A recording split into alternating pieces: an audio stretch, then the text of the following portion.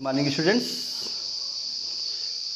आपको अभी तक मैंने सिंथेसिस के 3 रूल्स बताए, प्रेजेंट पार्टिसिपल का, पास्ट पार्टिसिपल का और साथ में परफेक्ट पार्टिसिपल के स्टूडेंट्स रूल आपको बताया गया।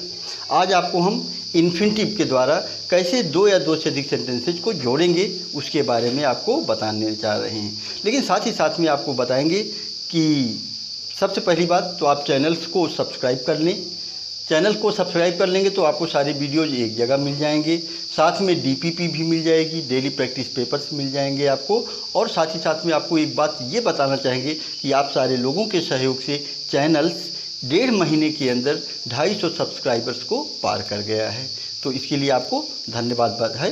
और अब मैं आपको इन्फिनिटिव के रूल्स बता रहा हूँ। स्टूडेंट थोड़ा सा केयरफुल रहिएगा। इन्फिनिटिव जो होता है, मेरी समझ में मुझे ऐसा लगता है कि ज़्यादातर स्टूडेंट्स इन्फिनिटिव को जानते ही नहीं कि इन्फिनिटिव होता क्या है। तो हम बोर्ड पर लिख रहे हैं students infinitive, INFINITIVE, infinitive.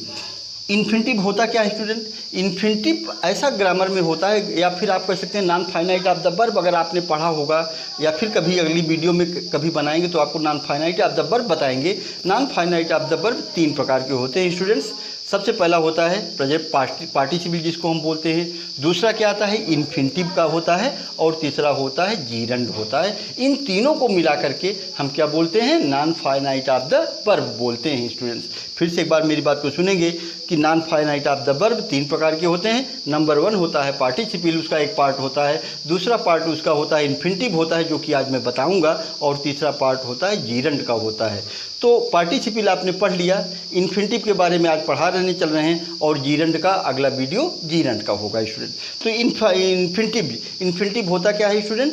2 plus verb का फर्स्ट फॉर्म। एक बात और आपको ध्यान रखना है स्टूडेंट्स कि ये 2 प्लस जो वर्ब का फर्स्ट फॉर्म होता है या इन्फिनिटिव जो होता है, इसका ग्रामर से कोई लेना देना नहीं होता है। यानी इसके प्रयोग से सब्जेक्ट का, वर्ब का, या कि फिर आप कह सकते हैं कि पर्सन, नंबर, जेंडर आदि पर कोई फर्क नहीं पड़ता है। इसके यूज करने से पर्सन, नंबर और जेंडर पर कोई असर नहीं पड़ता है। स्टूडेंट्स देखेंगे इसके 2 पार्ट्स होते हैं। सबसे पहला नंबर 1 होता है सिंपल इन्फिनिटिव, इसको हम क्या बोलते हैं? सिंपल इन्फिनिटिव बोलते हैं। और दूसरा होता है जीरंडियल इन्फिनिटिव। ध्यान रखेंगे स्टूडेंट, पहला क्या हो गया? सिंपल इन्फिनिटिव, और दूसरा होता है जीरंडियल इन्फिनिटिव। सिंपल इन्फिनिटिव कैसे बनता है स्टूडेंट? 2 प्लस वर्ब के फर्स्ट फॉर्म से बनता है। 2 प्लस वर्ब का फर्स्ट फॉर्म जब होता है तब उसको हम बोलते हैं सिंपल इन्फिनिटिव। और जीरंडियल इन्फिनिटिव कैसे बनता है? वो भी बनता है स्टूडेंट 2 प्लस वर्ब के फर्स्ट फॉर्म से ही बनता है, लेकिन दोनों में बहुत डिफरेंस हो जाता है। डिफरेंस का मतलब ये हो जाता है इसकी हिंदी मीनिंग में डिफरेंस आता है, बाकी तो इसके दोनों के संरचना या दोनों के बनाने की तरीके एक ही रहते हैं। 2 प्लस वर्ब का फर्स्ट फॉर्म आता है, यानी जो सिंपल इन्फिनिटिव होता है उसका हिंदी अर्थ करने पर क्या होता है? ना, ने और नी होता है। ध्यान रखेंगे स्टूडेंट, सिंपल इन्फिनिटिव जब भी रहेगा उसका अर्थ हिंदी में क्या होगा? ना, ने, नी होता है। जबकि जीरंडियल इन्फिनिटिव का अर्थ हिंदी में करने के पर क्या हो जाता है? के लिए हो जाता है स्टूडेंट्स।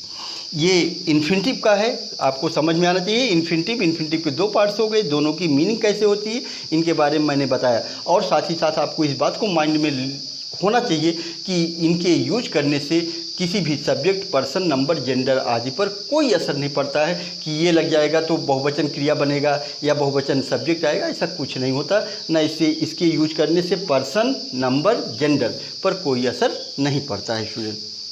अब हम आते हैं इन्फिनिटिव के द्वारा जब आप 2 या 2 से अधिक सेंटेंसेज को जोड़ेंगे तब उसके लिए रूल्स क्या होने चाहिए, कैसे आप जोड़ेंगे। तो स्टूडेंट्स इसके लिए कोई पर्टिकुलर रूल्स नहीं है कि पर्टिकुलर रूल्स लगा हो जिसके द्वारा आप उसको जोड़ेंगे, लेकिन फिर भी कुछ रूल्स आपके हैं जो आपको जानकारी होनी चाहिए, जिनके द्वारा हम 2 या 2 से अधिक सेंटेंसेज को जोड़ेंगे स्टूडेंट्स। तो आप देखेंगे इस पर रूल नंबर फर्स्ट। इसका रूल नंबर फर्स्ट क्या होता है कि सबसे पहले आप क्या करेंगे कि जो आपका प्रथम वाक्य है, प्रथम वाक्य का मतलब क्या होता है स्टूडेंट? जो मुख्य वाक्य है जिसके बिना सेंटेंस अधूरा रहेगा, उस वाक्य को लिख लेते हैं। और उसके बाद में दूसरा सेंटेंस जो रहेगा, दूसरा वाक्य जो होगा, उसके मेन वर्ब से पहले आप टू लगा देंगे। फिर सुनिएगा स्टूडेंट कि पहले प्रथम वाक्य लिखना है, यानी मुख्य वाक्य जिसको आप समझते हैं, जिसके बिना सेंटेंस अधूरा होता है, उसको लिखेंगे। वो हमेशा कभी अक्सर कह सकते हैं आप पहला सेंटेंस ही रहता है, लेकिन दो सेंटेंस है तो दो में हो सकता है ये हो या कि ये भी हो सकता है, इसलिए इस बात का ध्यान रखेंगे कि दोनों में से कोई एक भी हो सकता है। तो दो पहले मुख्य वाक्य लिखेंगे, मुख्य वाक्य लिखने के बाद दूसरे वाक्य के मेन वर्ब से पहले आपको टू लगा देना है, बाकी और आपको कुछ भी नहीं करना है। जैसे आप कह सकते हैं he has 10 books, TENTBOOKS, he has 10 books. और अब आगे देखेंगे दूसरा वाक्य क्या है, he has to read them. ये आपका सेंटेंस हो गया। अब आपको इन दोनों को जोड़ना है, दो सेंटेंसेज हैं, he has 10 books, he has to read them. तो हमारा ये मेन है, उसके पास कितनी किताबें हैं, 10 हैं, 10 तो सेंटेंस मेन है, तो इसलिए सबसे पहले हमने क्या लिखा, ही हैज़ 10 बुक्स। और उसके बाद में देखेंगे he has to read them. Already इसमें टू आया है, अगर टू आया है तो यहाँ से यहाँ तक को हमने उतार दिया और ये जुड़ जाएगा, he has 10 books to read, और देम चाहे लिखिए चाहे ना लिखिए, और आपका ये सेंटेंस जुड़ गया। और क्या बन गया, he has 10 books to read them. Students, इसी प्रकार से अगला एग्जाम्पल आपको बताना चाहेंगे। जैसे आप कह सकते हैं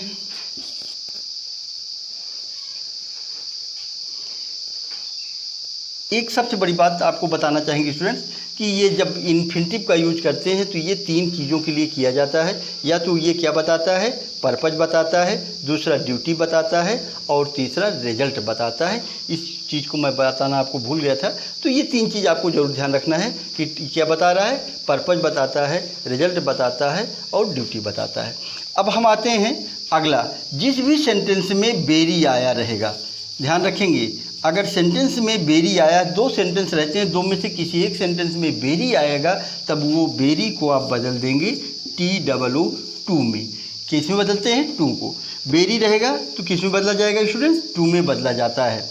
जैसे आप एग्जाम्पल में देख सकते हैं, आपको लिखा गया कि Ram is very poor, Ram is a very poor boy, very poor boy. He cannot buy books,